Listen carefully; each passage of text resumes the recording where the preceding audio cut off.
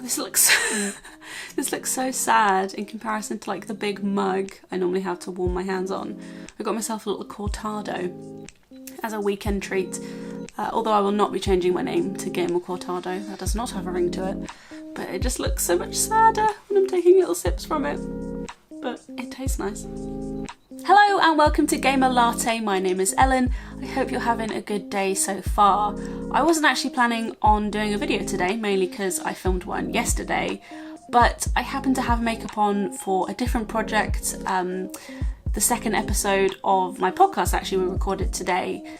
If it's out yet, I will pop a link in the description, but we're currently building up a bank of episodes before we start to release them, so we can kind of do them as a series. But basically it's called Endure and Survive. I co-host it with my lovely friend Millicent, and we talk to the underrepresented in the games industry, and then they bring a few game characters to the table and talk about how they inspired them, how they shaped their career. It's a really lovely, wholesome place. But yeah, if they're out yet, I'll pop it in the description. And if there's nothing in the description, I either forgot or it's not out yet. But yeah, I had makeup on already, and I also came across a video yesterday that I really wanted to make this as a response to. So I was trawling YouTube, as I often do, for Stardew related videos. Basically, if I'm not playing Stardew, I'm watching Stardew videos. I'm a big fan. And I came across this video by TheBenBen, where she talks about how Shane is the best spouse in Stardew Valley. Now, I'm going to preface this by saying, opinions are not wrong. Opinions can't be wrong, and I love Stardew because it really does present you with lots of viable options. They all have their merits, they all have their downsides. So I really love the fact that everyone has a favourite. However, I just couldn't watch that and then not respond defending my own favourite, who is slightly out of focus in the background, but you might actually be able to see already. Here we go, here he is wearing his lovely green jacket and his hair that he likes talking about quite often. My favourite spouse in Stardew Valley is Alex. I was tempted to say my favourite male spouse in Stardew Valley is Alex because I'm also a big Leah fan, but you know what? It's just not as clickable saying male spouse, and it doesn't help my argument. So I'm gonna double down and say that Alex is the best spouse in Stardew Valley, and I'm gonna tell you why. So the first step in converting you to the Church of Alex is to talk about how his story arc basically has the perfect balance. I think all the characters are kind of on a spectrum with their troubles. Some of them are quite deep and heavy, like Shane's alcoholism and depression, and some of them are a little bit more light-hearted, like Elliot trying to write a book, for example. But I think Alex is perfectly in the middle, so that it comes to a satisfying conclusion, but you don't feel like you are solely responsible for saving this person. So Alex is grieving the death of his mum. You find that out quite quickly in his 2 or 4 heart event. I can't actually remember which off the top of my head. But his dad wasn't very nice, his mother died, and now he lives with his grandparents. Now, him talking about his dad explains really quickly why he is quite keen on seeking validation, but he also comes off quite cocky. I think it's fully self-preservation, like him talking about how great his hair is and how all the ladies love his abs. He is saying these things to kind of boost himself more than I think he is saying it to... I'm very aware as I'm saying this, I'm talking about the psychology of some pixels, but yeah, I think he is complimenting himself in front of you to a self-preservation, basically. And then of course he lost his mum. You find out that he was quite young when he lost her, so he kind of has vague memories of her, but didn't have enough time to really appreciate everything that she did for him. That heart event is heartbreaking. The one where he talks about his mum and how this music box she left for him is one of the only things he has of hers. And then you get that little like wavy, she appears in the sea, not in the sea, like over the top of the sea.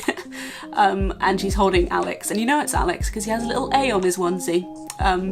Yeah, and she's holding him and kind of rocking him and stuff, and you really feel for the guy, you truly do. But also, something I like about Alex is that he seems quite self-aware. He is aware of how his dad impacted him. He is aware of how the loss of his mum is holding him back and affecting him. He doesn't need you to come along and tell him he has a problem, Shane. He is actively trying to do something about it. He's a very driven person. He says that he has no doubt in his mind that he is going to play grid ball.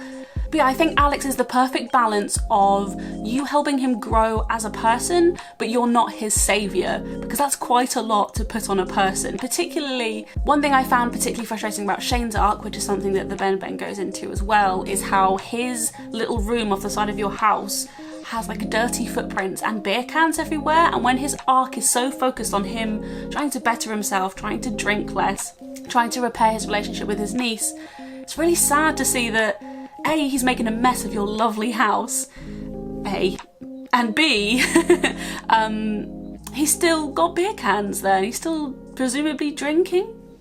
I don't know what that's about. The next point I wanted to make about why Alex is the best spouse in Stardew Valley is a little bit of a superficial one, but let's be honest, of all the pixels, the marryable pixels in the game, he is the most handsome set of pixels. Not so much his little icon walking around. I find some of them can be quite unflattering to what they're supposed to look like. I think Maru in particular really gets done dirty with her little real self. But the little, Alex you get in the box with the dialogue options, he's a handsome chap. There's no two ways about it. And then the random heart events where you walking on him shirtless, and then you get a shirtless icon, is great. Although that heart event is so creepy because you're stood at his bedroom door for such a long time. I thought something was wrong with my game at first. I thought maybe I can't move for some reason. You're stood in his doorway watching him shirtless work out for a very long time. Too long, I would say. I think if I was the person working out and caught someone in the doorway, I wouldn't be as cool, calm and collected as he is, but that's just me. The next reason I think Alex is fantastic is because he doesn't want sympathy. He acknowledges he has problems and he apologises for them. He apologises early on too. He says that he thinks he was a bit rude when he first met you, and in the grand scale of polite to rude, he isn't ashamed. He isn't like, why are you talking to me, go away. He softens quite quickly. But yeah, he apologises for how he was, which I think shows a very emotionally mature person. I've been trying to work out where I think Alex sits on the scale of who I think he's for, because I really think that Sebastian and Abigail are kind of like the teenage dream options. Sebastian is the boyfriend I would have wanted when I was 16, 17. Then I think you've got one up from that. I think you've got Elliot and Leah. I think in your 20s you want your Elliots and your Leahs. They're driven, they're creative, they're friendly. You don't have to drill down to get to the heart of them. And then I think maybe in your 30s, Harvey and Maru are kind of the options. They're both solid, responsible people. They have their shit together more or less. Maru and her dad have a strange relationship, shall I say. He's very protective of her.